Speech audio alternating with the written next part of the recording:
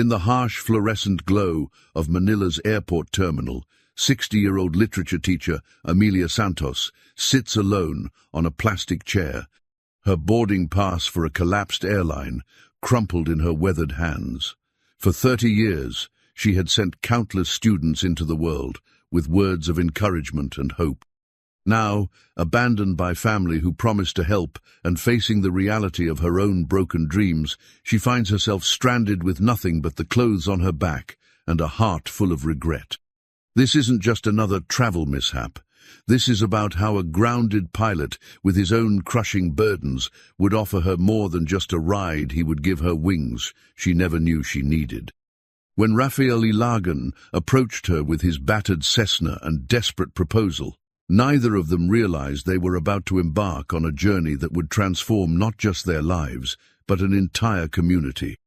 But can two broken souls really build something beautiful together when everything they've ever known has fallen apart? Before we jump back in, tell us where you're tuning in from. And if this story touches you, make sure you're subscribed, because tomorrow I've saved something extra special for you. The worn leather satchel at Amelia Santos's feet had traveled with her through 3 decades of teaching, its brass buckles polished smooth by countless hands. Inside, carefully preserved between manila folders, lay hundreds of letters from former students' wedding invitations, graduation announcements, thank you notes written in careful script from children who had grown into doctors, teachers, and parents themselves. The satchel was her treasure chest, proof that her quiet life in the modest classroom at San Miguel Elementary had mattered. But tonight, under the unforgiving terminal lights, even those cherished memories felt distant. Mel adjusted her reading glasses and pulled out her phone again, scrolling through the same 3 contacts she'd been calling for the past 4 hours. Her nephew Carlo, who had promised to pick her up, no matter what happened. Her sister-in-law Maria, who had sworn she'd be there in an emergency. Her old friend Elena, who lived only 20 minutes from the airport. All 3 calls went straight to voicemail. The irony wasn't lost on her. For 30 years, she had been the one parents called when their children needed extra help, the teacher who stayed late to tutor struggling students, the woman who organized fundraisers for families in crisis. Now, when she needed help herself, the silence was deafening.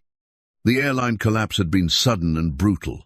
Skyline Pacific, the budget carrier she'd chosen to save money for her long-delayed trip to Singapore, had simply vanished overnight. One moment she was boarding her flight. The next, she was watching uniformed officials tape yellow barriers across the departure gate. The airline's representatives had disappeared as quickly as their flights, leaving behind only a recorded message about seeking alternative arrangements. Mel's trip to Singapore had been 15 years in the making. Her sister Rosa lived there now, married to a successful businessman, living in a high-rise apartment with a view of the Marina Bay. They hadn't spoken in person since their mother's funeral, hadn't shared more than perfunctory birthday cards and Christmas greetings. But something about turning 60 had made Mel realize that pride was a luxury she could no longer afford. The last real conversation they'd had was during their mother's final days, when Rosa had accused Mel of being selfish for not encouraging their mother to move to Singapore for better medical care. Mel had fired back that not everyone could abandon their responsibilities to chase money and status. The words had hung between them like a blade, cutting through years of sisterly affection with surgical precision. Now, watching other stranded passengers argue with their families over phone calls, Mel wondered if she had been wrong. Maybe Rosa's offers to pay for visits hadn't been about showing off her wealth. Maybe they had been genuine attempts to bridge the gap that had grown between them over the years.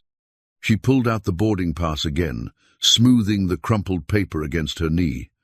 The flight had been scheduled to depart at 11:30 p.m., a red-eye that would have put her in Singapore by dawn. She had planned to surprise Rosa at her apartment to see if 15 years of silence could be healed with a simple conversation over coffee.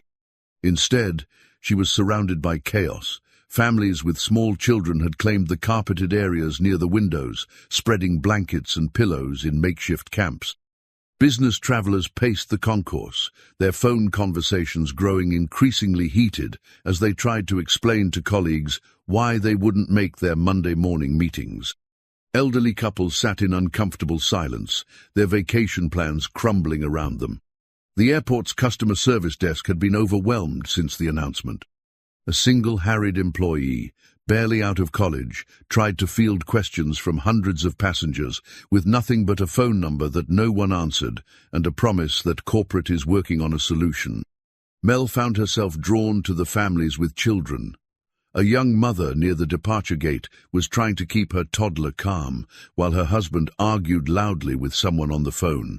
The child, no more than 3 years old, had begun to cry, not the dramatic wailing of a tantrum, but the quiet, hiccuping sobs of genuine distress.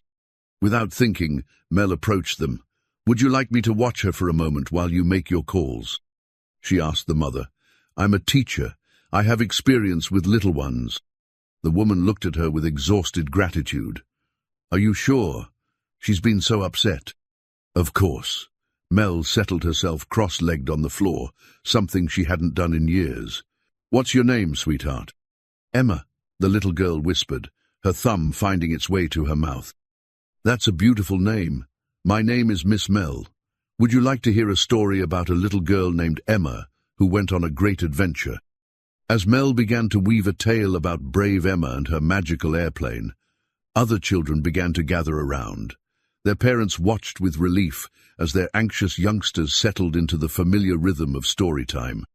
Soon, Mel had an audience of a dozen children, their faces turned toward her with rapt attention. It was then that she first noticed him. Raphael Illigan stood near the courier service desk, a clipboard in one hand and a coffee cup in the other. He was younger than her, perhaps in his late 30s, with the kind of weathered face that spoke of years spent outdoors. His uniform shirt bore the logo of a cargo company she didn't recognize, and his boots were scuffed from long hours on tarmacs and loading docks. But it was his eyes that caught her attention. They held the same weary kindness she'd seen in her own mirror after difficult days in the classroom, the look of someone who had learned that sometimes the best thing you can do is simply show up and try to help. He was watching her story circle with what looked like professional interest, the way another educator might observe a colleague's teaching technique. When one of the children laughed at her impression of a grumpy airport security guard, she caught him smiling. Raf had been working the late shift for Air Cargo Express for the past 6 months, ever since the regional airline where he'd been a pilot had folded. The pay was a fraction of what he'd earned in the cockpit, but it was steady work, and steady work was what he needed now. His son, Miguel's cochlear implant surgery had been successful, but the medical bills continued to arrive monthly, like unwelcome reminders of how precarious their situation had become. He'd been a pilot for 15 years, working his way up from small charter flights to regional carriers. The work had been demanding but rewarding, especially in the years after his wife Elena's death, when flying had become his escape from grief. But the airline industry in the Philippines was brutal, with companies appearing and disappearing like tropical storms. When Pacific Air had gone bankrupt, he'd found himself grounded not by lack of skill, but by economic forces beyond his control. The courier job paid enough to cover rent and Miguel's school fees, but it left little room for dreams. The aviation school he'd planned to start a place where deaf students could learn to be mechanics and where kids from poor families could train to be pilots remained a folder full of business plans and architectural sketches hidden in Brabant, his bedroom closet. Tonight, as he watched the teacher calm a crowd of frightened children with nothing but her voice and imagination, he found himself thinking about those plans again. There was something about her natural ability to bring order to chaos that reminded him of the best flight instructors he'd known, people who could make the impossible seem routine through patience and skill. When the airport's PA system crackled to life just after 2 a.m., the terminal fell silent.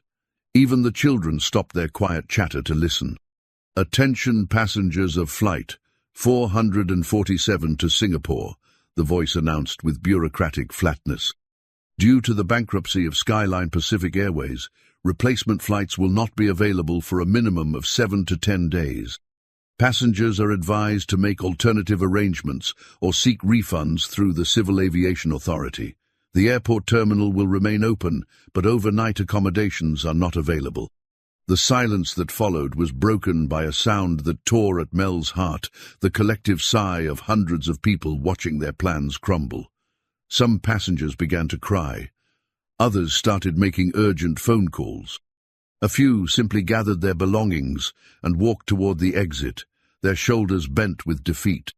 But Mel looked around at the children who had been listening to her stories, at the families who had nowhere else to go, at the elderly couples who couldn't afford to book new flights on short notice.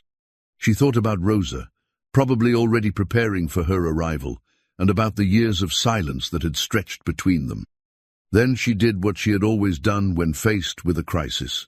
She rolled up her sleeves and got to work. "Well," she said to the children still gathered around her, "it looks like we're going to be here for a while. Who wants to learn how to make the best paper airplane in the world?" As she reached for the stack of airline brochures on a nearby table, she noticed the pilot. She was sure that's what he was, despite his courier uniform watching her with something that looked like admiration. When their eyes met across the terminal, he raised his coffee cup in a small salute.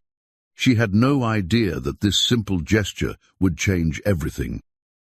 The paper airplane contest began as a distraction but quickly became something more profound. Mel had gathered discarded airline brochures, safety cards, and even a few newspapers, showing the children how to fold precise creases that would catch the air just right. Within an hour, the terminal floor was dotted with colorful aircraft made from recycled dreams. "The secret," she explained to 8-year-old Maria, whose parents were arguing in hushed Spanish near the departure board, "is in the balance. See how we fold the wings? They need to be exactly even, or the plane will spin instead of glide." The little girl nodded solemnly, her tongue poking out in concentration as she smoothed the creases. When she launched her Creaciones sleek fighter jet, made from a Singapore Airlines magazine, it soared 15 feet before landing gracefully near the abandoned check-in counter. "Miss Mel!" shouted Tommy, a freckled boy whose grandparents had been planning their first international trip. "Watch mine!" His paper plane, decorated with crayon drawings of clouds, performed a perfect loop before settling near the coffee shop. Other passengers began to take notice. A businessman in a wrinkled suit stopped his phone, pacing to watch. A young couple shared a smile as they helped their baby clap at the flying display. Even the harried airport employee behind the information desk looked up from her endless stack of complaint forms to watch the impromptu air show. Mel felt something she hadn't experienced in years, the pure joy of teaching when learning came naturally, when the lesson emerged from necessity rather than curriculum. These children weren't worried about grades or test scores. They were simply learning to find wonder in the midst of disappointment. Raphael had finished his cargo manifest an hour ago, but instead of heading home to his small apartment, where Miguel was sleeping peacefully under the care of his neighbor, Mrs. Santos, he found himself lingering near the departure gates. Officially, he was waiting for a delayed shipment from Cebu. Unofficially, he was watching a master-teacher work. The woman Mel, he'd heard the children call her, moved through the crowd with the confidence of someone who had spent decades managing controlled chaos. She wasn't just keeping the kids busy, she was building community. Parents who had been strangers an hour ago were now sharing snacks and phone chargers. Elderly passengers had been drawn into the activity, offering advice on paper folding techniques they remembered from their own childhoods. When a security guard approached the group with what looked like an intention to disperse them, Mel intercepted him with a warm smile and a few quiet words. Within minutes, the guard was helping a shy little boy launch his first successful flight. "Excuse me," a voice said behind Raf. He turned to see a woman in her 40s, expensive handbag clutched tightly, her face drawn with exhaustion. "That teacher over there, do you know her? My daughter hasn't stopped crying since we got stranded, but she's been calm for the past hour watching those paper planes." Raf shook his head. "I don't know her personally, but she seems to have a gift." "She does." The woman paused, studying Mel's patient interaction with the children. "I'm Dr. Patricia Reyes. I'm a child psychologist, and I can tell you that what she's doing creating normalcy and joy in the middle of chaos. That's not something you can teach in school. That's instinct. As if summoned by their conversation, the PA system crackled to life again. This time, the announcement hit the crowd like a physical blow. "Attention, stranded passengers," the mechanical voice intoned. "Airport management regrets to inform you that no replacement flights will be available for a minimum of 7 days. International carriers are unable to accommodate the volume of displaced passengers on short notice. Refund procedures will begin next week through the Civil Aviation Authority. We apologize for the inconvenience." The terminal erupted. Voices rose in a dozen languages as people called airlines, hotels, and family members. Someone near the baggage claim started shouting about lawyers and lawsuits. A woman collapsed into a plastic chair, sobbing openly as her teenage children tried to comfort her. The children in Mel's paper airplane circle looked around with wide, frightened eyes as the adult world dissolved into panic around them. Little Maria tugged on Mel's sleeve. "Miss Mel, are we going to be okay?" The question cut through the noise like a bell. Every adult conversation in the nearby area paused as parents and grandparents waited to hear how this stranger would answer their children's fears. Mel knelt down so she was at eye level with Maria, her voice carrying just far enough for the worried families to hear. "You know what, sweetheart? Sometimes the most beautiful journeys are the ones we never planned. Sometimes getting lost is how we find exactly where we're supposed to be." She stood and addressed the growing circle of families around her. "I know this is scary. I know you all had plans, places you needed to be, people waiting for you. But right now, we're all here together, and that means we can take care of each other." An elderly man with a walking cane spoke up. "But 7 days? I can't afford a hotel for 7 days. We spent everything on this trip for our 50th anniversary. Then we'll figure it out together," Mel said simply. "We'll share resources, look out for each other's children, make sure everyone has what they need. That's what people do in a crisis, they help each other." Dr. Reyes stepped forward. "She's right. I have connections with family services in the city. We can organize temporary accommodations for families with children." A businessman who had been complaining loudly into his phone suddenly looked up. "I can help with transportation. My company has vehicles." "I'm a nurse," said a woman near the coffee shop. "If anyone needs medical attention." What had started as panic was transforming into something else, entirely a community, born of necessity but strengthened by choice. Mel watched it happen with the satisfaction of a teacher who had just watched her students discover they could solve a problem they thought was impossible. That's when Raphael made his decision. He walked over to where Mel was organizing the volunteer efforts, her worn leather satchel now serving as a makeshift desk for lists of passenger names and needs. She looked up as he approached, and he found himself momentarily caught by the kindness in her brown eyes. "Miss Mel," he extended his hand. "I'm Raphael Eiligan. I couldn't help but notice what you've done here, bringing everyone together like this." She shook his hand with the firm grip of someone accustomed to dealing with parents and administrators. "Amelia Santos, but everyone calls me Mel, and you're the pilot, aren't you? I saw you watching from over by the cargo desk." He was surprised she'd noticed him. "Former pilot, current cargo handler, but yes, I still fly when I can." He paused, aware that what he was about to say would sound crazy. "I have a proposition for you." "Oh?" "I fly cargo runs in a small plania, Cessna 172. Nothing fancy, but she's reliable. I could take you partway to Singapore, maybe as far as southern Malaysia. It would save you most of the trip, and you could catch a commercial flight from there." Mel stared at him for a long moment. Around them, the newly formed community continued to organize itself, families sharing contact information, resources being allocated, children playing with their paper airplanes, while adults planned for an unexpected week together. "Why would you do that?" she asked finally. Raphael looked around at the organized chaos she had created, at the families who had gone from despair to hope in the space of an hour, at the children whose fear had been transformed into excitement by paper airplanes and stories. "Because," he said, You just did something I've been trying to figure out how to do for years. You built something beautiful out of nothing but goodwill and determination. Maybe it's time I learned how to do the same."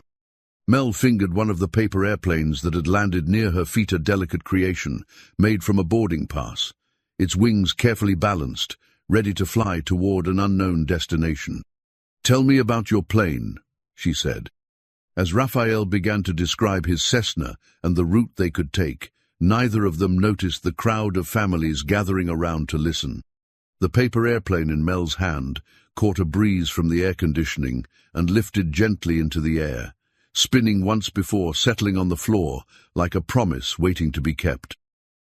The sunrise over Manila painted the sky in shades of coral and gold as Raphael led Mel through the narrow streets of Tondo, where his small apartment occupied the second floor of a weathered concrete building. The scent of frying garlic and coffee drifted from windows as the neighborhood stirred to life, vendors setting up their stalls and children in school uniforms hurrying past with backpacks bouncing.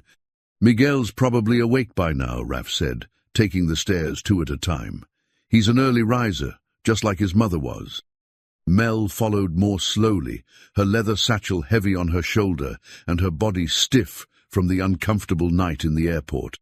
She had agreed to Raph's proposal in the early hours of the morning, after they had spent hours talking through the logistics and the risks. The plan was ambitious but simple. They would island, hop across the archipelago in his Cessna, refueling at small airstrips, until they reached the southern islands where she could catch a commercial flight to Singapore. The cost would be minimal compared to booking a new international ticket, just fuel money and basic accommodations. More importantly, it felt like an adventure, something she had promised herself she would embrace at this stage of her life. The apartment door opened before Raph could reach for his keys, revealing a boy of about 10, with his father's dark eyes and a bright, mischievous smile. His hearing aids were already in place, and he moved with the confident ease of a child who had learned to navigate the world on his own terms. "Papa!" Miguel's hands moved in rapid sign language, his excitement evident even to Mel, who didn't understand the gestures. "English, Miguel," Raph said gently, speaking aloud while signing. "We have a guest. This is Miss Mel, the teacher I told you about." Miguel studied Mel with the frank curiosity of childhood, then extended his hand with careful formality. "Nice to meet you, Miss Mel. Papa says you're going on an adventure." "That's right," Mel said, accepting his handshake. "Your father is going to teach me about flying." "He's the best pilot in the Philippines," Miguel declared with absolute confidence. "He taught me how to read clouds and wind patterns. Want to see my drawings?" Before Mel could answer, Miguel had darted to a small table by the window where papers were scattered in careful disorder. He returned with a crayon drawing that showed a small airplane soaring over green islands, with stick figures waving from the cockpit. "This is Papa's plane," Miguel explained. "And this is where we're going to build the flying school when we save enough money." Mel studied the drawing more carefully. The detail was remarkable for a 10-year-old. The proportions of the aircraft were accurate. The landscape below showed careful attention to the geography of the islands, and there was something hopeful in the bright colors that made her chest tighten with unexpected emotion. "You've captured the spirit of flying," she told him seriously. "I've never been in a small plane before, but looking at your drawing, I think I understand why your father loves it." Miguel beamed and immediately began pulling out more drawings, detailed sketches of aircraft instruments, maps of flight routes, and architectural plans for hangars and classrooms that showed a sophisticated understanding of his father's dreams.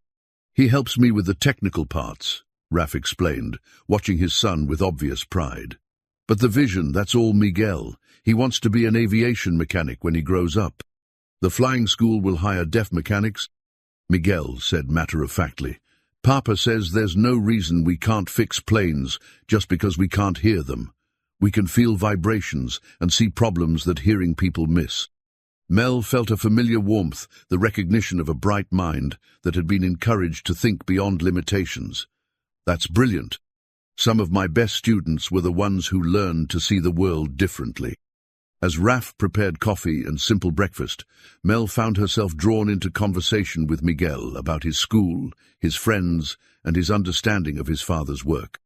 The boy signed occasionally when he was excited, his hands moving in graceful patterns that reminded her of the paper airplanes from the night before, precise, purposeful, beautiful in their economy of motion. "Papa showed me the business plan for the school," Miguel said, pulling a worn folder from beneath a stack of textbooks. "Want to see?" The folder was thick, with papers detailed financial projections, architectural sketches, correspondence with potential instructors and donors. Some of the documents were years old, their edges soft with handling. Others were more recent, with updated cost estimates and revised timelines that showed Raf had never stopped refining his vision. "This is impressive," Mel said, flipping through pages of carefully researched curriculum plans and facility requirements. "How long have you been working on this?" "Since before Elena died," Raf said quietly, returning with coffee in mismatched mugs. "It was her idea, actually. She worked with deaf children at a special school in Quezon City. She saw how few opportunities they had for technical training, especially in fields like aviation maintenance." Miguel nodded solemnly. "Mama said that just because people can't hear doesn't mean they can't build things that fly." The weight of dreams deferred hung heavy in the small apartment. Mel could see it in the careful way Raf handled the folder, in the mixture of hope and resignation in his voice when he talked about the school. She understood that feeling, the gradual acceptance that some dreams might always remain just out of reach. "What would it take to get started?" she asked. "Realistically, I mean." Raf sat down across from her, Miguel settling beside him with the easy affection of a child who was accustomed to being included in adult conversations. "About 2 million pesos for the initial setup," he said. "Hangar space, basic aircraft for training, classroom facilities, insurance. We'd start small, maybe 10 students in the first class, but even that feels impossible now, with Miguel's medical expenses and—" "Papa," Miguel interrupted gently. "Tell her about the good parts." Raf smiled, his expression softening. "The good parts are that we already have interest from students, some potential instructors, and a few sponsors who have promised equipment donations. Mrs. Santos next door, she's a retired engineer, has offered to help with the technical curriculum. There's a community here that wants this to succeed." Mel thought about her pension account, about the years she had saved carefully for a retirement that suddenly seemed less important than the dreams sitting in front of her. She thought about Rosa in Singapore, and about the distance between them that had nothing to do with geography. "How much would it cost for you to fly me to Singapore?" she asked. "Fuel and basic expenses, maybe 30,000 pesos. But Mel, you don't have to."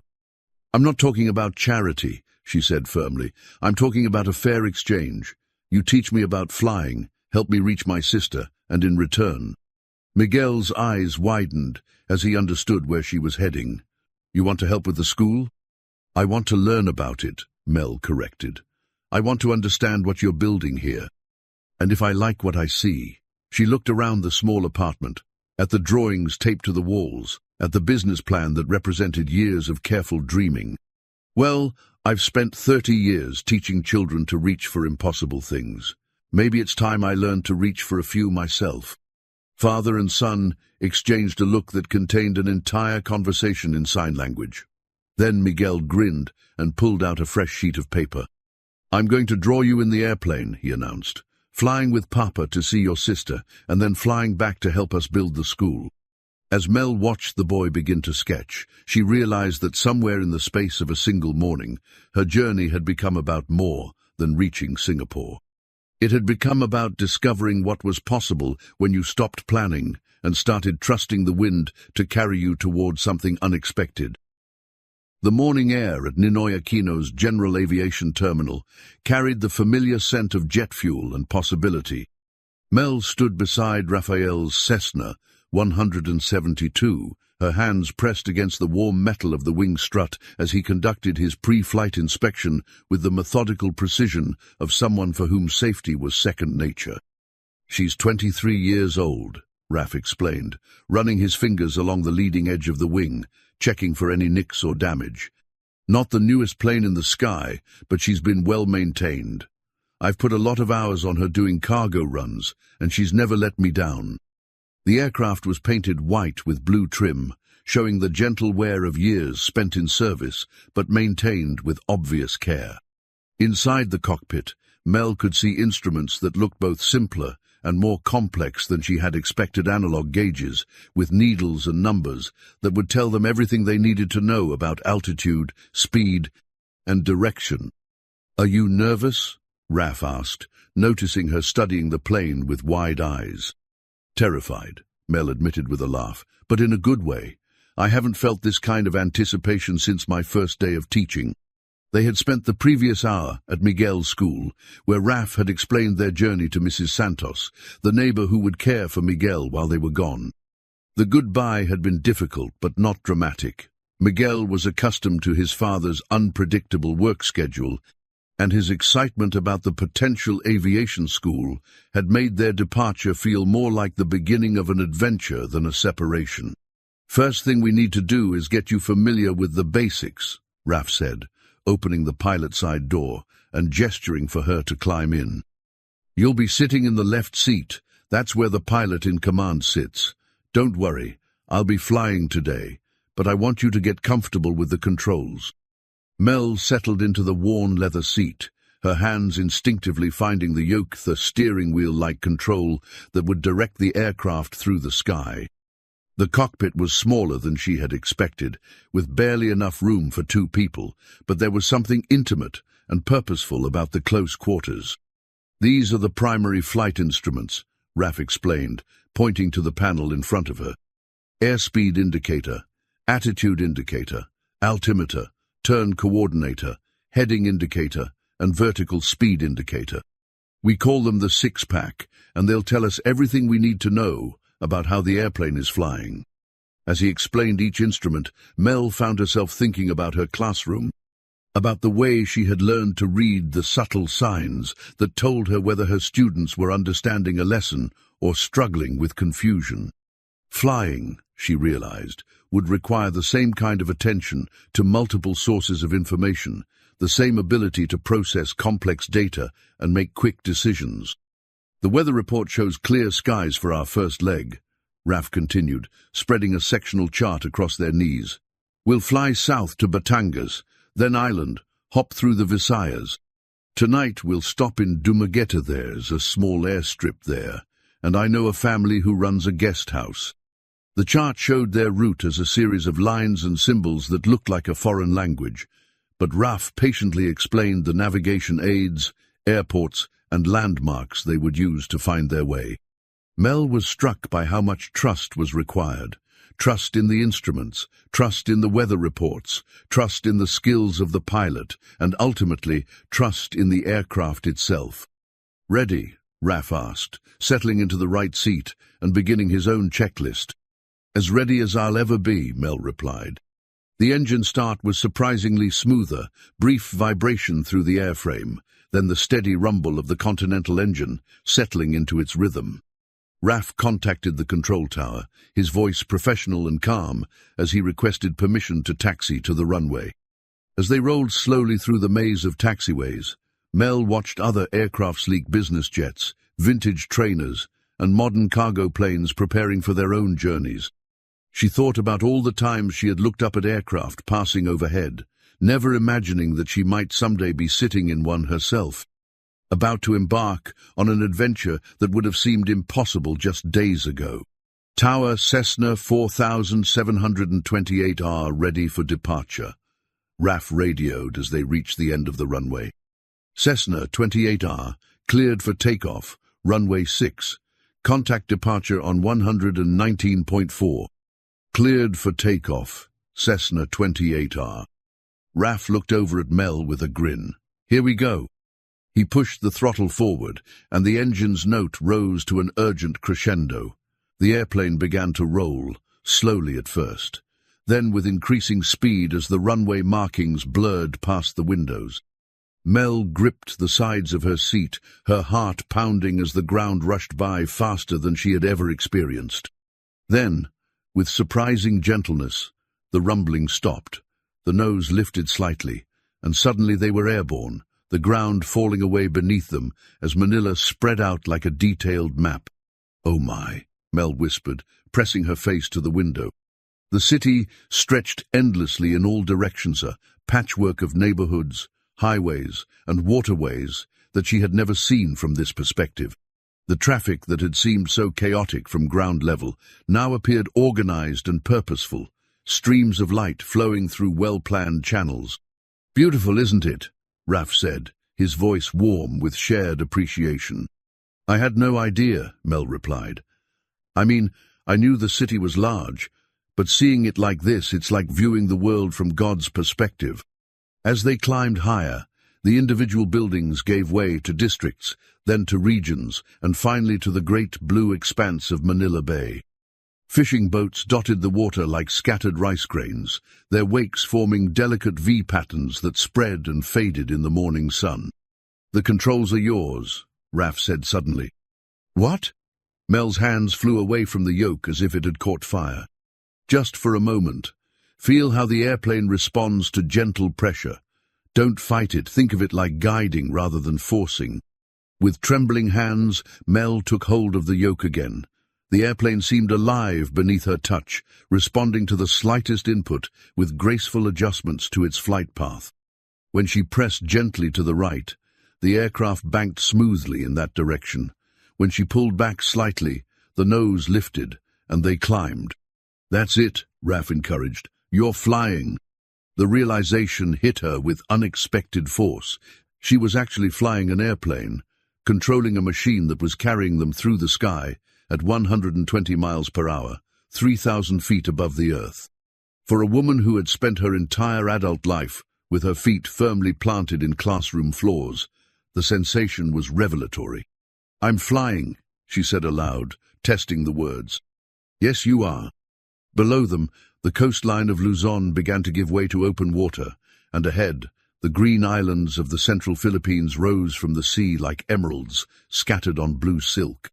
Their journey had truly begun, and with each passing minute, Mel felt herself becoming someone she had never imagined she could be. The emergency landing in Panglao Island had not been part of their plan, but as Mel sat on the beach, watching local mechanics examine Rafael's Cessna, she found herself grateful for the unexpected detour. The fuel pump had developed a leak somewhere over the Bohol Sea, forcing them to land at the island's small airstrip instead of continuing to their planned stop in Dumaguete. "It'll take at least 2 days to get the part," Raf said, settling beside her on the warm sand. "Maybe 3. I'm sorry, Mel. This isn't the efficient journey I promised you." "Stop apologizing," she said, pulling a bundle of letters from her worn leather satchel. "Sometimes the best journeys are the ones that force you to slow down and notice where you are." The letters were from Rosa, carefully preserved in chronological order, spanning the 15 years since their mother's funeral. Mel had carried them with her, reading and rereading them during the long night at the airport, trying to understand where their relationship had gone wrong.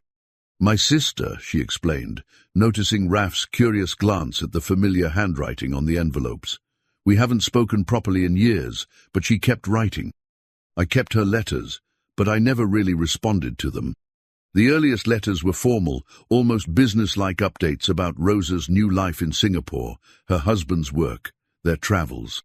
But as Mel read them now, with the perspective of distance and the clarity that comes from examining old wounds, she could see the loneliness between the lines. "Listen to this," she said, unfolding a letter dated 3 years after their mother's death. She writes, "The city is beautiful, Mel, but sometimes I miss the way the rain sounded on our old roof in Quezon City. Do you remember how we used to count the seconds between thunder and lightning?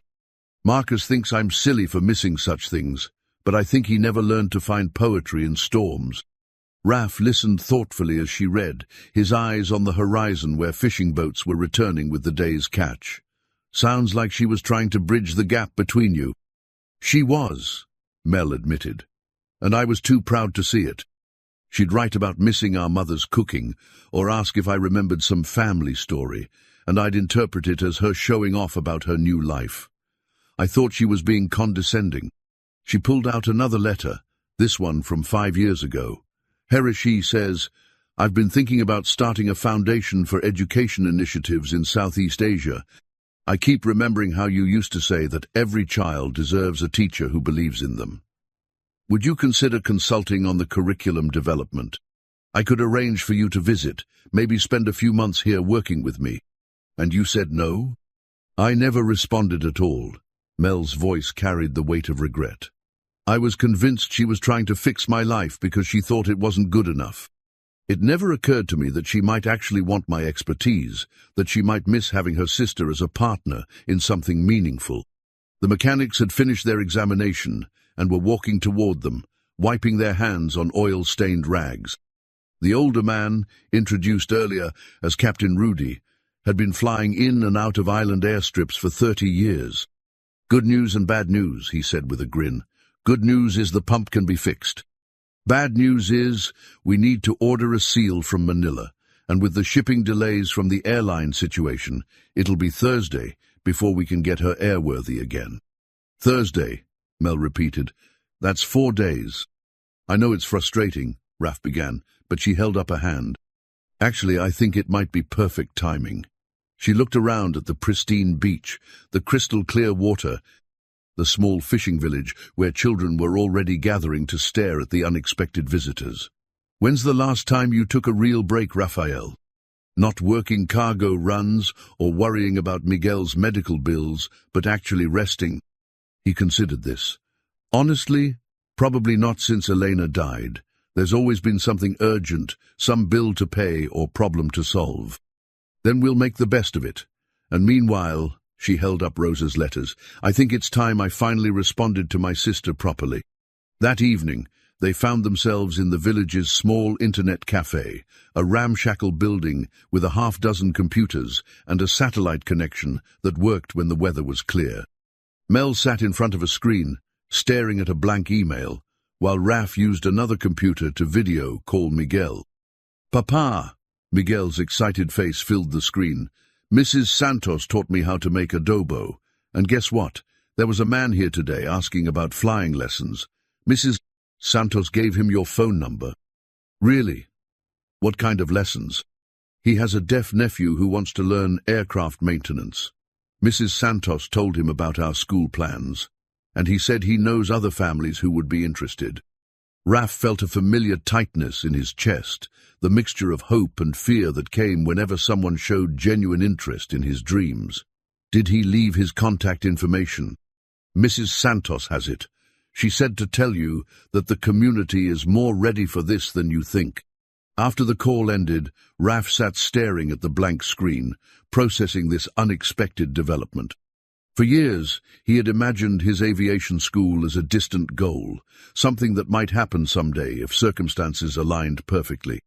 The idea that people were actively seeking out what he wanted to offer was both thrilling and terrifying.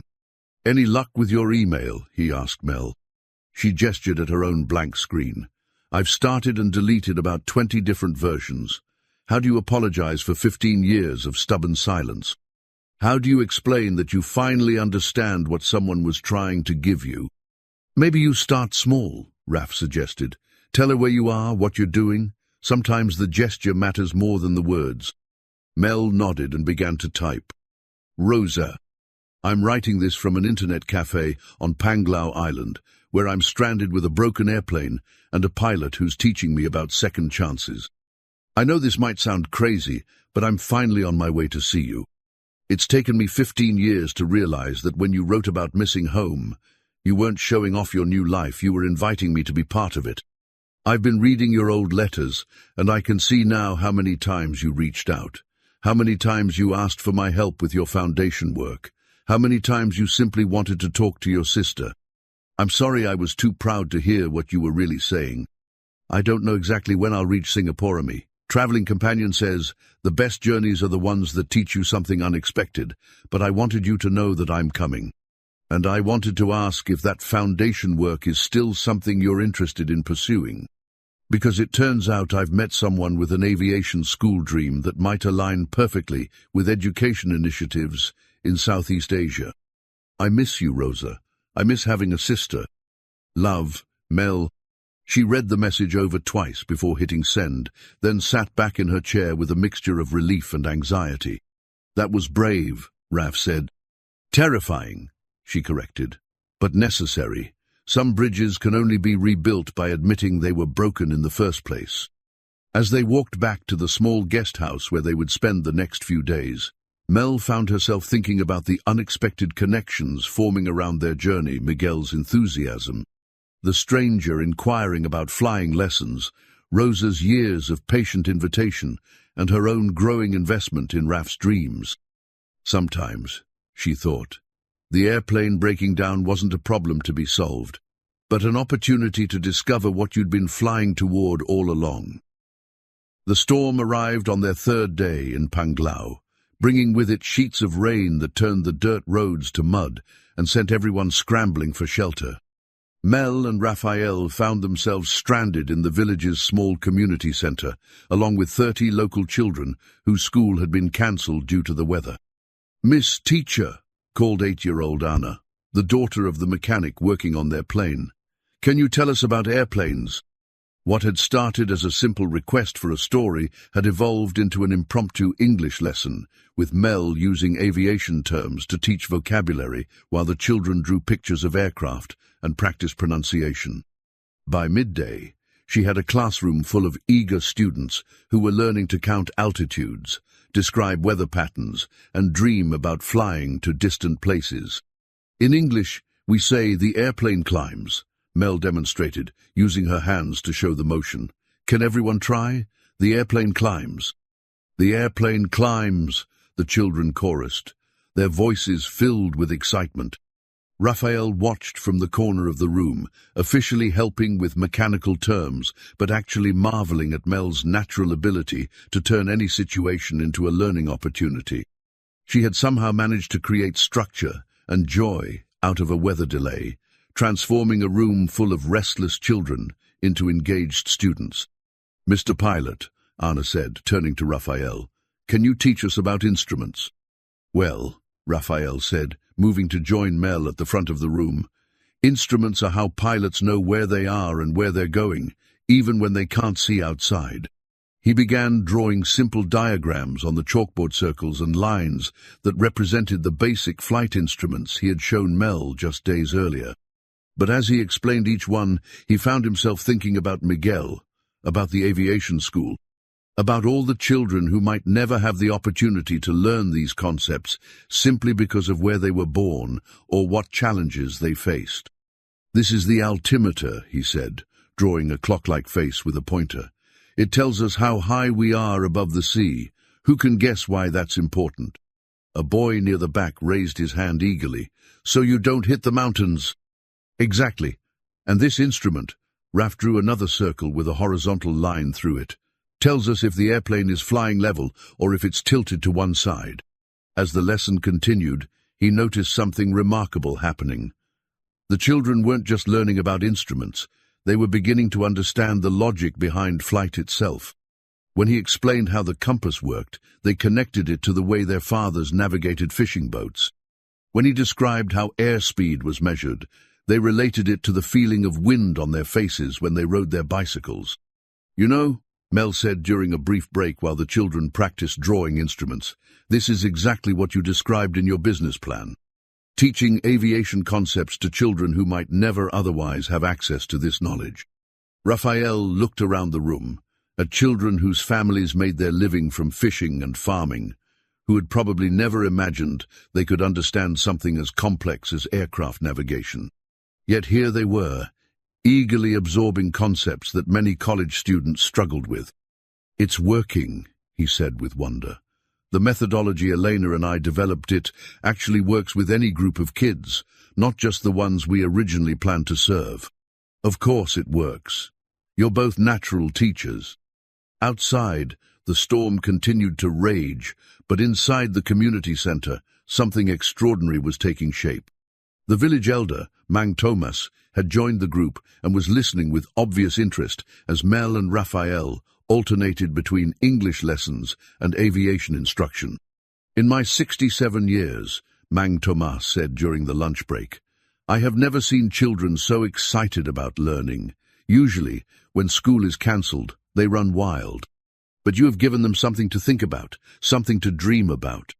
He reached into his jacket and pulled out a beautifully crafted compass, its brass surface polished to a warm glow.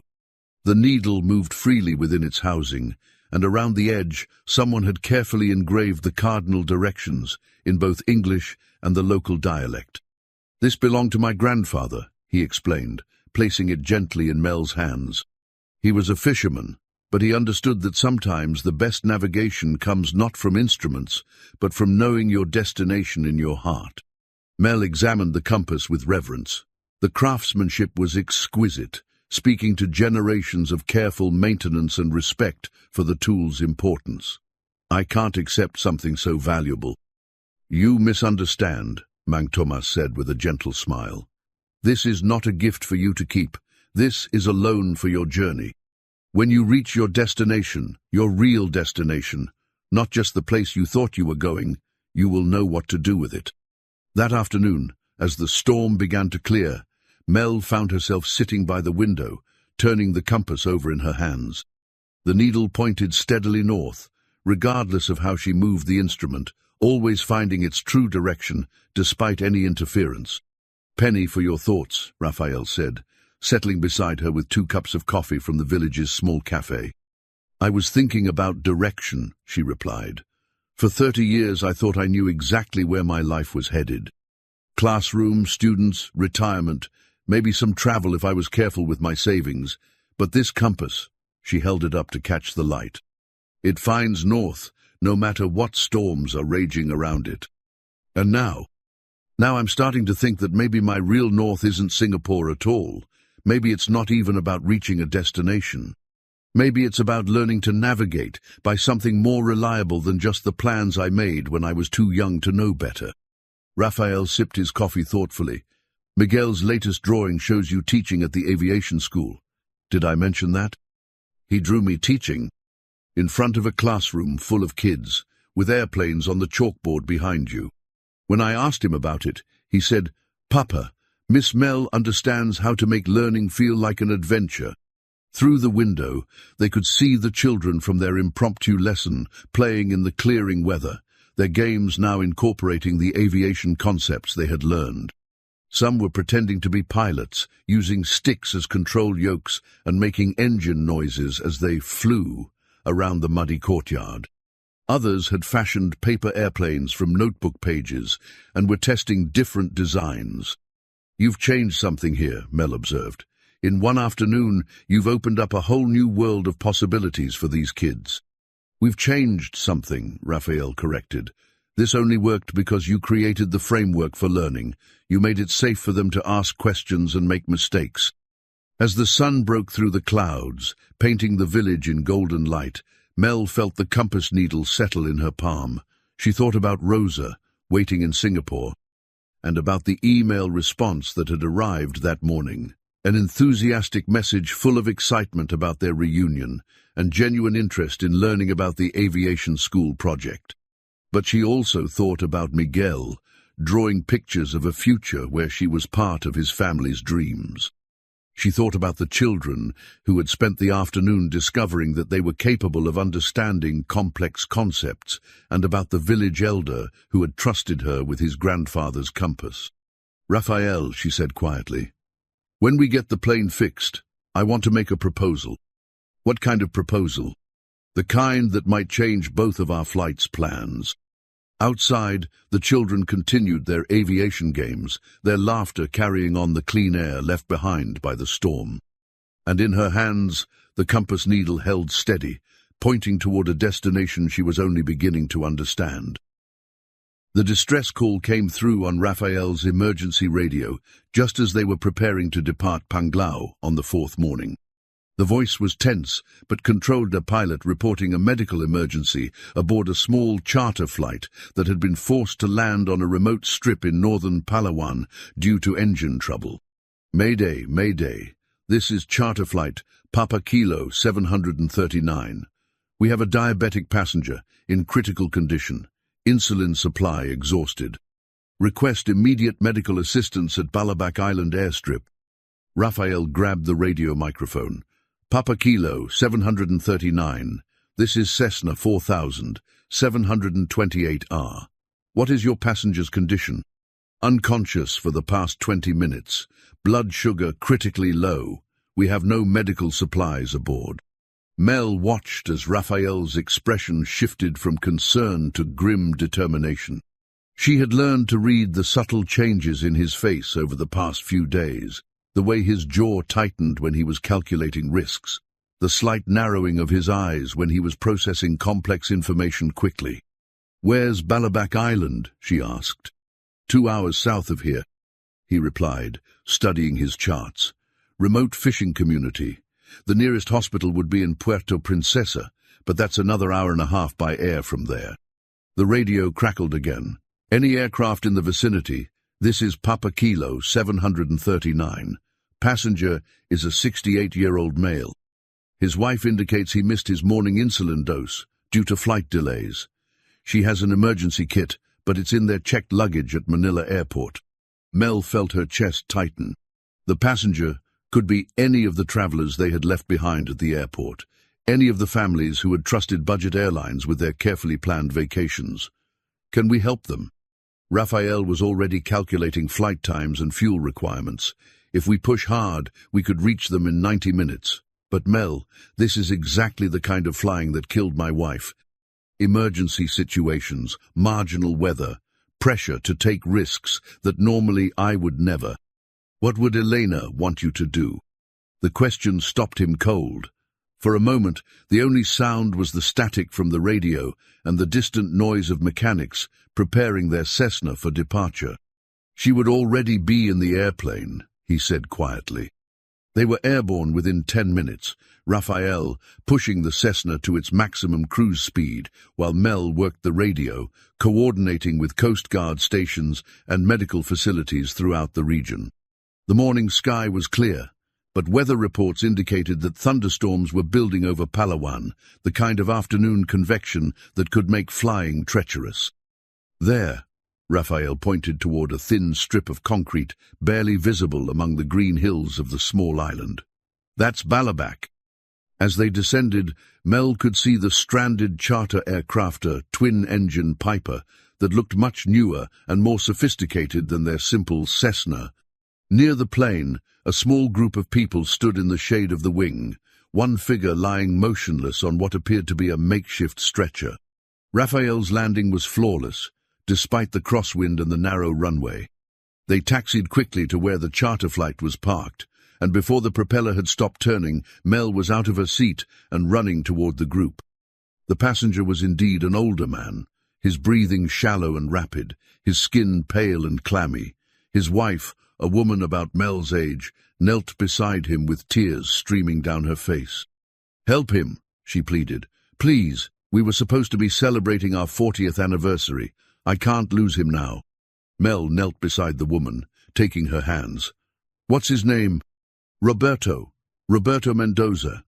He's been diabetic for 20 years, but he's always been so careful with his medication. This morning everything went wrong, delayed flights, missed meals, and his insulin was in the luggage that never made it onto our plane." Raphael was talking urgently with the charter pilot, a young man who looked overwhelmed by the medical emergency. "How long has he been unconscious?" "Almost an hour now. We've tried everything we could think of, sugar, water, orange juice from our emergency supplies, but nothing's working." "We need to get him to a hospital," Raphael said. "The question is where?" The charter pilot shook his head. "My engines are showing temperature problems. That's why we landed here in the first place. I can't guarantee they'll get us to Puerto Princesa." "Then we'll take him," Mel said without hesitation. Raphael stared at her. "Mel, he needs medical equipment we don't have. If something happens during the flight, then we deal with it. But if we don't try, we know what happens." The decision crystallized the transformation that had been building in Mel over the past few days. The careful, risk-averse teacher who had spent her career following established procedures was gone, replaced by someone who understood that some situations demanded action despite uncertainty. They transferred Roberto to the Cessna, his wife Elena riding in the back seat, while Mel took the co-pilot position. Rafael filed a flight plan directly to Puerto Princesa General Hospital, requesting emergency medical clearance and priority handling. The flight was a nightmare of turbulence and anxiety. Thunderstorms had developed faster than predicted, forcing them to navigate around towering cumulus clouds that reached above their aircraft's service ceiling. Roberto's condition fluctuated. Sometimes he would mumble incoherently, other times he would slip back into unconsciousness. "His breathing is getting worse," Elena called from the back seat. Mel unbuckled her harness and turned around, checking Roberto's pulse and trying to remember the basic first aid training she had received years ago. His heartbeat was rapid and irregular, his skin growing cooler by the minute. "How much longer?" she asked Rafael. 20 minutes if the weather holds, but there's a line of storms between us and Puerto Princesa. We might have to—" The airplane lurched violently as they hit turbulence, throwing Mel against the cabin wall. Outside, lightning flashed through the grey clouds, and rain began pelting the windscreen with increasing intensity. "Can you see the runway?" Mel asked as they descended through the storm. "Not yet. I'm flying on instruments." Raphael's voice was steady, but she could see the tension in his shoulders, the careful way he was managing the controls in the rough air. Then, suddenly, they broke through the clouds, and the lights of Puerto Princesa spread out below them like scattered jewels. The airport runway appeared ahead, its approach lights cutting through the rain like a beacon. The landing was rough but safe, and within minutes, Roberto was loaded into an ambulance, medical personnel working to stabilize his blood sugar as they raced toward the hospital. Elena rode with them, clutching Mel's hand until the ambulance doors closed. "Will he be okay?" Mel asked the paramedic. "You got him here in time, another hour, and—" he shrugged, "you saved his life." As they watched the ambulance disappear into the night, Mel felt something shift inside her chest. The careful boundaries she had maintained for 30 years, between helper and helped, between teacher and student, between safety and risk had dissolved completely. "That was incredible flying," she told Raphael, as they secured the aircraft for the night. "That was terrifying flying," he corrected. "Everything about that flight violated my personal safety protocols." "But—" he paused, looking up at the clearing sky where stars were beginning to appear between the departing clouds. Elena would have been proud. They found a small hotel near the airport, too exhausted to do anything but collapse into their respective rooms. But before they separated, Mel pulled out Mang Tomas's compass and held it up to catch the light from the terminal. "It's pointing in a new direction," she said. "North is still north." "No," she said quietly. "I mean my north, the direction I'm supposed to be heading." She looked at him with eyes that held a new certainty. "Raphael, I don't think I'm going to Singapore." "What do you mean?" "I mean Roberto and Elena reminded me why I became a teacher in the first place. Not to follow safe lesson plans or stick to approved curriculum, but to show up when people need help and figure out how to make a difference." She handed him the compass, watching as the needle found its bearing, despite the trembling in her hands. "Tomorrow, I want to call Rosa and ask her to come here instead. I want to show her the aviation school, introduce her to Miguel, let her see what we could build together if we combined her foundation resources with your dreams and my teaching experience." Raphael stared at the compass, then at her face, reading the determination there. "Are you sure?" "I've never been more sure of anything in my life. Some people spend their whole lives trying to find their purpose. I just found mine at 0 feet in a thunderstorm, watching you save a stranger's life, with nothing but skill and courage." The compass needle held steady between them, pointing toward a destination that neither of them had planned, but both were finally ready to pursue. The hospital called at dawn to report that Roberto Mendoza was stable, his blood sugar levels restored to normal, and that he was asking to speak with the angels who had saved his life. When Mel and Raphael arrived at his room, they found him sitting up in bed, holding his wife Elena's hand, both of them tearful with gratitude. 40 years of marriage, Roberto said, his voice still weak but his eyes bright. And yesterday I almost missed our anniversary dinner because I was too stubborn to ask for help when I needed it.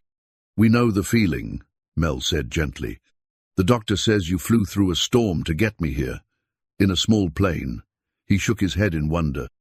I've been afraid to fly in anything smaller than a 747 my whole life, and you two probably saved me in something no bigger than my car.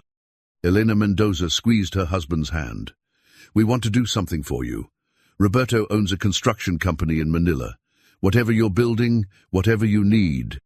Actually, Mel said, exchanging a look with Rafael, there might be something. They spent the next hour describing the aviation school project, showing Roberto and Elena the business plan on Rafael's tablet, explaining the vision for training disadvantaged youth and deaf students in aircraft maintenance and pilot skills. The older couple listened with growing excitement. This is exactly what the Philippines needs, Roberto said. Practical education that leads to real jobs, opportunities for kids who usually get overlooked. He turned to his wife. Remember what we talked about doing with the company's foundation funds? Elena nodded eagerly. We've been looking for the right education project to support. This sounds perfect. By the time they left the hospital, they had tentative commitments for construction services, foundation funding, and a promise that Roberto would personally oversee the building of classroom and hangar facilities. But more than that, they had witnessed something that would change how Mel thought about their mission forever. Did you see the way his face lit up when you explained the program for deaf students? She asked Rafael as they walked back to their hotel. He understood immediately why it mattered. A lot of people don't. It's because he almost lost something precious yesterday, and we helped him keep it. Now he wants to be part of helping other people keep their dreams. The next phase of their journey took on new urgency. Instead of continuing towards Singapore, they were flying back to Manila with a purpose that felt completely different from the desperate escape that had begun their adventure. Mel had called Rosa the night before, their conversation lasting nearly 2 hours as she explained the change in plans. "You're sure about this, sis?" Rosa had asked. "I mean, I'm thrilled that you want me to visit the Philippines instead, but this is a complete reversal of everything you've been planning." "Maybe," Mel had replied. "Or maybe this is what I was actually planning all along, and I just didn't know it yet." Rosa's laughter had carried across the phone line like music. "That sounds like something the old Mel would have said, the one who used to tell me we should always be ready for adventures we didn't see coming. I want you to meet Rafael and Miguel. I want you to see the village where we taught aviation lessons during a thunderstorm. I want to show you what it looks like when education becomes a bridge instead of a barrier. And I want to see this amazing pilot who taught my sister to fly." Now, as they prepared for the return flight to Manila, Mel found herself thinking about the complexity of the logistics they were about to undertake. Rafael had spent the morning on the phone with potential instructors, equipment suppliers, and government officials who could help navigate the certification requirements for starting an aviation school. "The good news," he reported over breakfast, "is that there's a lot of support for this kind of program.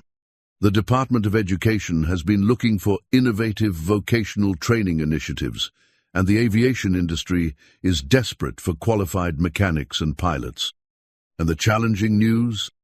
The challenging news is that we need to move fast. There's a window of opportunity right now, government incentives for technical education, private foundation, interest in inclusive programs, and a generation of young people who are eager for alternatives to traditional college tracks." Mel pulled out a small notebook where she had been sketching ideas for curriculum development. "I've been thinking about the structure. We could start with a summer program-intensive courses for high school graduates who want to explore aviation careers. Partner with local schools to offer after-school programs that introduce younger kids to basic concepts. Like what we did in Panglao." "Exactly. Build interest early, then provide pathways for serious students to continue into professional training." Their conversation was interrupted by Rafael's phone ringing.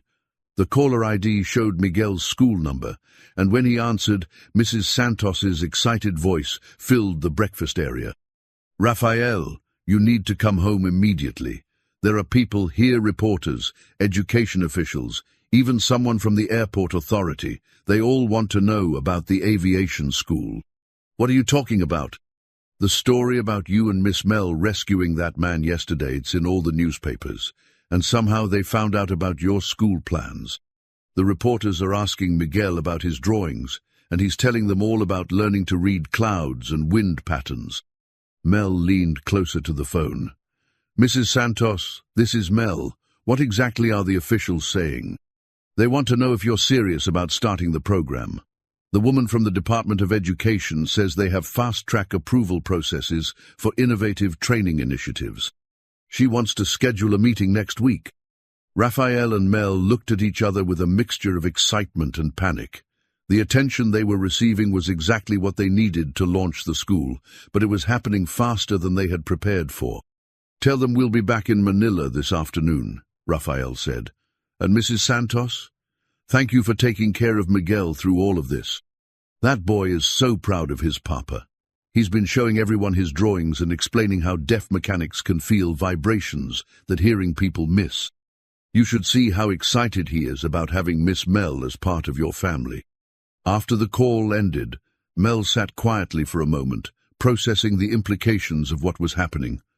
Raphael, are we really ready for this?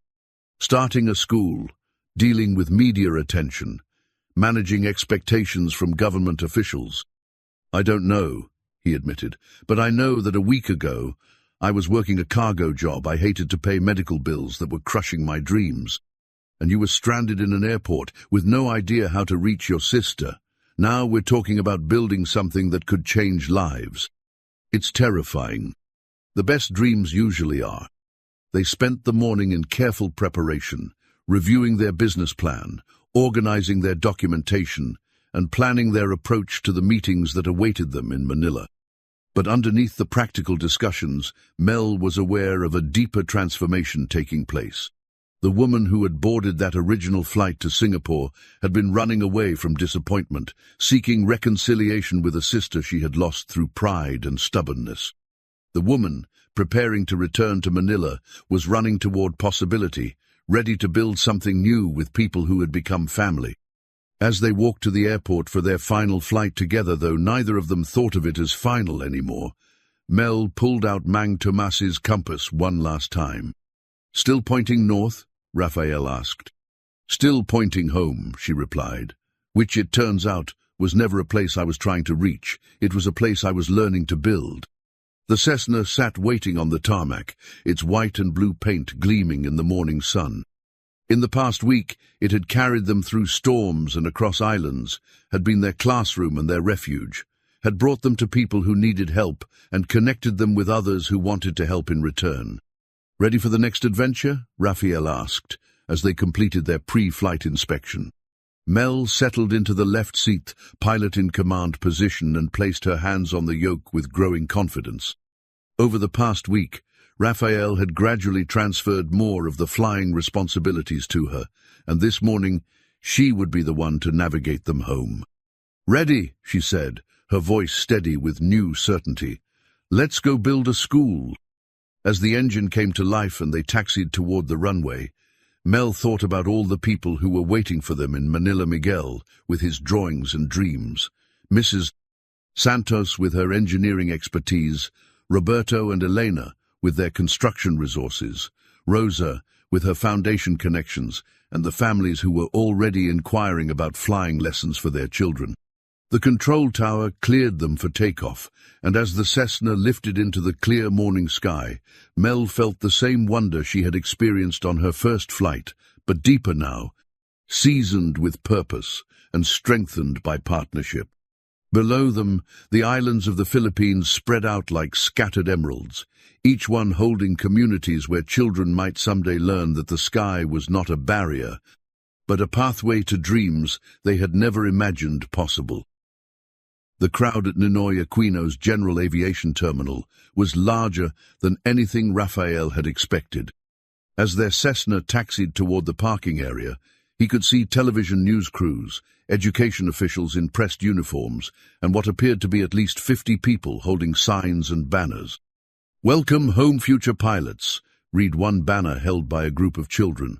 Another sign, professionally printed, declared, "Innovation in Aviation Education, Philippine Future." "Oh my," Mel breathed, her hands still steady on the controls as she brought the aircraft to a smooth stop. "I think we might have underestimated how much attention our little rescue mission would generate." Through the crowd, Raphael spotted Miguel running toward them, his face bright with excitement, Mrs. Santos following close behind. But there were also strangersmen in business suits with clipboards, women with press badges and cameras, and what looked like an official government delegation complete with security personnel. As they shut down the engine and opened the doors, the noise hit them like a wall. Reporters shouted questions, camera flashes popped, and official-looking people pressed forward with documents and business cards. "Mr. Iligan, is it true you're planning to revolutionize aviation education in the Philippines?" "Miss Santos, how does it feel to go from passenger to pilot to school co-founder in 1 week? When will the Santos Ilagan Aviation Academy open its doors?" Mel looked at Raphael with wide eyes. "Santos Ilagan Aviation Academy? I think we're about to find out what we've gotten ourselves into," he replied. Miguel managed to push through the crowd first, wrapping his arms around his father in a fierce hug before turning to Mel with equal enthusiasm. "Miss Mel, you came back. I knew you would." "Of course I came back," she said, kneeling to his level despite the chaos around them. "We have a school to build, don't we?" Dr. Patricia Santos from the Department of Education stepped forward, her manner professional but warm. "Mr. Iligan, Miss Santos, I'm Dr. Patricia Santos, no relation, just a happy coincidence of names. We've been following your story with great interest. The heroic rescue aside, your educational methodology and inclusive approach to aviation training align perfectly with our national technical education priorities." She gestured to a folder thick with documents. "We've prepared a fast-track certification package. If you're serious about launching this program, we can have you operational within 60 days. 60 days? Raphael felt slightly overwhelmed. "Dr. Santos, with respect, a week ago this was just a dream. We don't have facilities, equipment, a full curriculum." "Actually," interrupted a distinguished man in an expensive suit, "you might have more resources than you realize. I'm Marcus Chen, Roberto Mendoza's business partner. Roberto asked me to expedite whatever construction and infrastructure you need. We've already identified 3 potential sites for your campus." A woman with a press badge stepped forward. "I'm Maria Delgado from Philippine Daily Inquirer. Our readers are fascinated by your story, the teacher who learned to fly, the pilot who found his calling again, the school that will break down barriers for disadvantaged students. This is exactly the kind of positive news the country needs." The attention was dizzying, but through it all, Mel found herself focusing on Miguel, who was excitedly explaining their journey to anyone who would listen. His sign language was rapid and animated as he described their emergency landing, the village children learning about aircraft instruments, and his drawings of Miss Mel teaching in their future classrooms. "The most important thing," she heard him saying to a reporter, "is that the school will prove that deaf students can do anything. My papa says there's no reason we can't fix airplanes just because we can't hear them." A woman in formal attire approached them with a warm smile. "Excuse me, are you Amelia Santos? I'm Rosa Santos Chen. I believe you're my sister." The crowd noise faded as Mel stared at the woman she hadn't seen in 15 years. Rosa was older, of course, with silver threading through her black hair and laugh lines around her eyes. But her smile was exactly the same, warm, slightly mischievous, and filled with affection. "Rosa," Mel whispered, then louder, "Rosa." The sisters embraced, while cameras flashed around them, but for a moment the chaos disappeared entirely. 15 years of separation, pride and misunderstanding dissolved in the space of a single hug. "I got the first flight I could," Rosa said, laughing through tears. "I couldn't miss seeing my sister become a pilot and a school founder in the same week." "I'm so sorry," Mel began, but Rosa shook her head. "No apologies. We're here now, and we have work to do." I've been talking to the Foundation Board, and we're prepared to commit initial funding for your aviation program. But more than that, she gestured toward the crowd of officials, reporters, and supporters. I think you've tapped into something the whole country has been waiting for. As the sisters talked, Raphael found himself holding the official school charter documents that Dr. Santos had pressed into his hands. The papers were real incorporation documents, educational licenses, even a preliminary accreditation certificate that would allow them to begin operations immediately. It's happening, he said to Miguel, who was studying the documents with obvious pride. Our school is really happening, Miguel confirmed, his hands moving in excited sign language before he remembered to speak aloud. Miss Mel is really going to be our teacher, and Tita Rosa is going to help us build everything we dreamed about. Looking around at the organized chaos of supporters, officials, media, and family, Raphael realized that somewhere in the space of a week, their impossible dream had become an inevitable reality.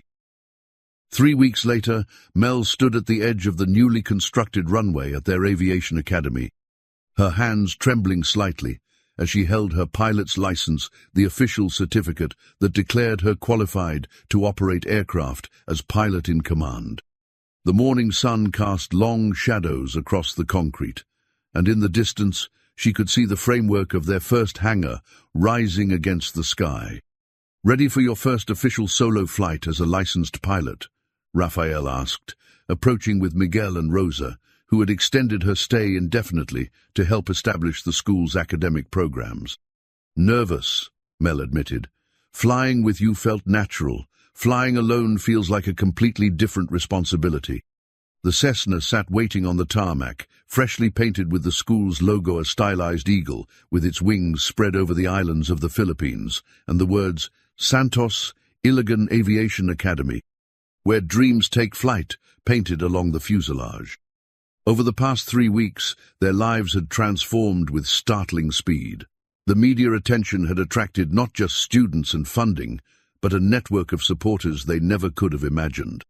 Retired pilots volunteered as instructors, aircraft manufacturers donated training equipment, and families from across the archipelago inquired about enrollment for their children. The most meaningful development had been the response from the deaf community. Word had spread through social networks and advocacy groups about an aviation school specifically designed to include deaf students, and applications had poured in from young people who had never imagined careers in aviation were possible for them. Miguel's been practicing his teaching skills, Rosa said, watching as the boy demonstrated aircraft controls to a group of visiting students. He's going to be an excellent instructor someday. He's going to be whatever he wants to be, Mel replied. That's the whole point of what we're building here. The first official class would begin next month with 20 students, 12 hearing, 8 deaf, ranging in age from 16 to 25. They had developed a curriculum that combined traditional aviation training with innovative teaching methods designed for inclusive learning. Visual instruction techniques, hands-on mechanical work, and collaborative problem-solving would ensure that every student could succeed regardless of their hearing status. But today was about something more personal. Mel's first solo flight as a licensed pilot would take her on a route that retraced their original journey, a symbolic completion of the transformation that had begun with a stranded passenger in an airport terminal. Dr. Santos called this morning, Raphael said, referring to the Department of Education official who had become their primary government liaison. The president wants to visit next month for the official opening ceremony. This program has become a national model for inclusive technical education. No pressure there, Mel said with a nervous laugh. You know what I think? Rosa said, linking arms with her sister. I think you've already proven everything you need to prove. You took a crazy idea from a stranger in an airport and turned it into something that's going to change lives for generations. We took a crazy idea, Mel corrected. This only worked because we found each other. She looked around at the bustling campus that had emerged from empty land in just 3 weeks. Students were already arriving for orientation sessions, their families exploring the facilities with obvious pride. The first dormitory was nearly complete. designed specifically to accommodate both hearing and deaf students with visual alert systems and collaborative learning spaces. "Remember when you asked me what my north was?" she said to Raphael, pulling out Mang Tomas's compass, which she had carried with her every day since leaving Panglao Island. "When you decided not to go to Singapore." "Look." She held up the compass, its brass surface gleaming in the morning light. "It's pointing right here, to this runway, this school, this moment." Raphael studied the instrument, then looked up at her with a smile that carried the weight of everything they had built together. Maybe it was always pointing here. Maybe we just had to learn how to read it properly. Miguel ran over to them, his face bright with excitement. "Miss Mel, the students want to watch your solo flight. Can they, please?" Around the edge of the runway, she could see the gathering crowd, their first class of students, visiting families, school staff, and even some of the village children from Panglao, who had traveled with their parents to see the official opening of their sky school. "I suppose there's no backing out now," she said, accepting the keys to the Cessna from Raphael. "Are you sure you're ready?" he asked, the flight instructor in him needing final confirmation. Mel thought about the question seriously.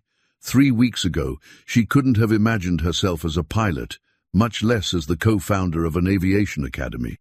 But as she looked at Miguel's expectant face, at Rosa's proud smile, at the students who were already seeing possibilities they had never considered before, she realized that readiness wasn't about feeling completely prepared.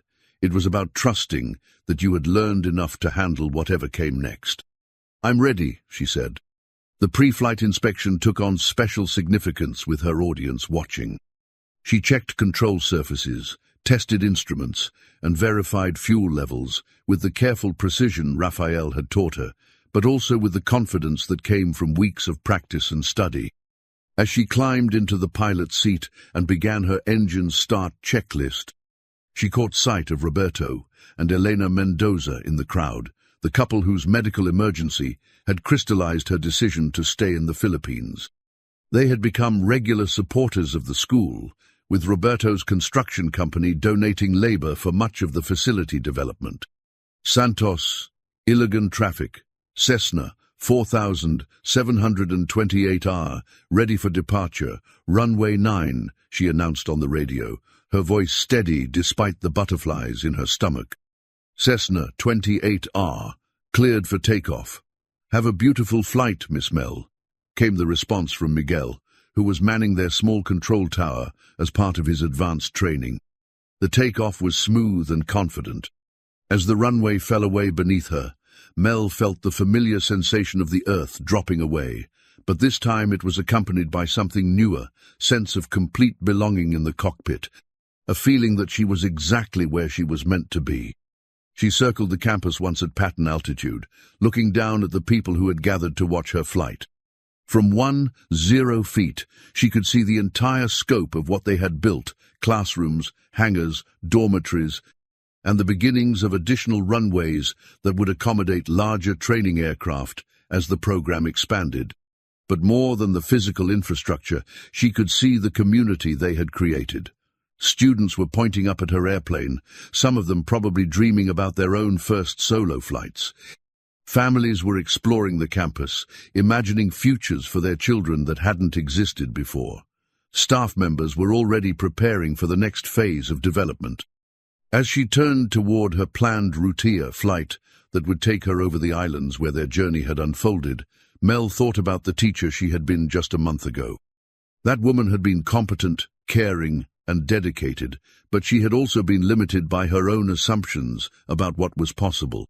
The woman flying this airplane was still a teacher, but she was also a pilot, a school administrator, a sister reconciled, and a partner in dreams that were already changing lives. The radio crackled with Miguel's voice. "Cessna 28R, you're cleared to pursue your dreams. We'll be here when you get back." Mel smiled as she adjusted her course toward the horizon, the compass on her instrument panel pointing steadily toward a destination she was no longer trying to reach, but was already living every day. 6 months later, the Santos Iligan Aviation Academy graduation ceremony took place on a perfect Saturday morning, with clear skies and gentle winds that seemed designed for flying. Rosa stood beside Mel at the podium, both sisters watching as their first class of 20 students received their certificates in aircraft maintenance and private pilot ground school completion. The photograph that would later appear in newspapers across Southeast Asia captured a moment of pure joy. Miguel Santos Iligan, now 11 years old and the youngest assistant instructor in the school's history, presenting a certificate to Maria Santos, no relation, a deaf 18-year-old who had just completed her aircraft engine specialist training with the highest scores in the class. 6 months ago, Mel addressed the crowd of graduates, families, and dignitaries. I was a stranded passenger who had never been in an airplane smaller than a commercial jetliner. Today, I'm watching students who were told they couldn't work on aircraft because of their hearing prove that determination and proper training can overcome any perceived limitation. In the audience, Rafael beamed with pride as he watched Miguel translate Mel's speech into sign language for the deaf students and their families. The boy had become fluent in both English and Filipino sign language, serving as a bridge between hearing and deaf students while pursuing his own studies in aeronautical engineering. The most important thing we've learned, Mel continued, is that education works best when it builds bridges instead of barriers. When we create opportunities for students to learn from each other's different perspectives and abilities, everyone benefits. The graduation was being broadcast live across the Philippines, part of a documentary series about innovative education programs. But for Mel, the most meaningful part wasn't the media attention or the government recognition. It was watching families see their children achieve goals they had never imagined possible. After the ceremony, Rosa pulled out a professional camera to document the celebration. She had officially relocated to the Philippines 2 months earlier, establishing the Southeast Asian headquarters of her education foundation on the academy campus. "Remember when you used to take pictures at school events?" she asked Mel, adjusting her lens to capture a group of students showing their families around the aircraft maintenance facility. "I was always the teacher in the background, documenting other people's achievements," Mel replied. "Now I feel like I'm part of the story instead of just recording it." The afternoon celebration continued with demonstration flights, equipment displays, and presentations by students about their career plans. Several major airlines had already contacted the academy about preferred hiring arrangements for graduates, and aircraft maintenance companies across Southeast Asia were requesting information about the program's inclusive training methods. But the most touching moment came when Roberto and Elena Mendoza arrived with unexpected guests, their son Carlos, a commercial airline pilot, and his daughter Ana, who was starting high school in the fall. "Ana wants to apply for next year's program," Elena explained to Mel and Rafael. "She says if her grandfather can trust you to save his life, she can trust you to teach her to fly." "Actually," Carlos added, "I've been thinking about volunteering as a flight instructor. What you've built here, this combination of technical excellence and social mission, it's exactly what aviation education should be." As the day wound down, the core family gathered in Rafael's small office above the main hangar. Mel, Rafael, Miguel, Rosa, and Mrs. Santos, who had become the academy's chief academic coordinator.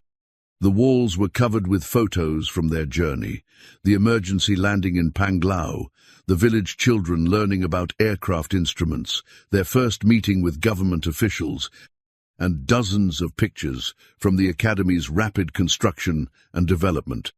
"I have something for you," Miguel said to Mel, pulling out a carefully wrapped package. Inside was a beautifully bound book titled The Teacher Who Learned to Fly, a memoir, with Mel's name on the cover. "Miguel," she said, touched by the gesture, "I haven't written a memoir." "Not yet," he said with a grin. "But Rosa says you should. She says people need to know that it's never too late to discover what you're really meant to do." Raphael opened his own gifter-framed photograph that Rosa had taken during their first week of operation. It showed Mel and Raphael standing in front of their Cessna with Miguel between them, all three of them laughing at something outside the camera's view. Behind them, students were working on aircraft engines, while others practiced instrument approaches in the flight simulator. "Look what you built," Rosa said softly. "Not just the school, but this family, this community, this proof that impossible dreams can become inevitable realities." As evening approached, Mel found herself walking alone around the campus, taking in the quiet after the day's celebrations. Students were in the dormitories, sharing stories about their graduation and making plans for their continued education. Staff members were already preparing for the next class, which would be twice as large and would include students from 6 different countries. She stopped at the memorial garden they had created near the main entrancia, peaceful space, dedicated to Elena Ilagan and other aviation pioneers who had paved the way for inclusive education. Elena's portrait smiled from a bronze plaque, and beside it, students had planted flowers from their home provinces, creating a living symbol of the diversity the school celebrated. "Thank you," Mel said quietly to the photograph, "for giving Raphael the vision and for showing him that some dreams are worth the risk." As she turned to walk back toward the residential area where she now lived in a small apartment next to Rosa's, she saw Raphael approaching with 2 cups of coffee and Mang Tomas's compass, which had become a permanent fixture in the school's main office. "Still pointing north?" he asked, settling beside her on the garden bench. "Still pointing home," she replied, accepting the coffee with gratitude.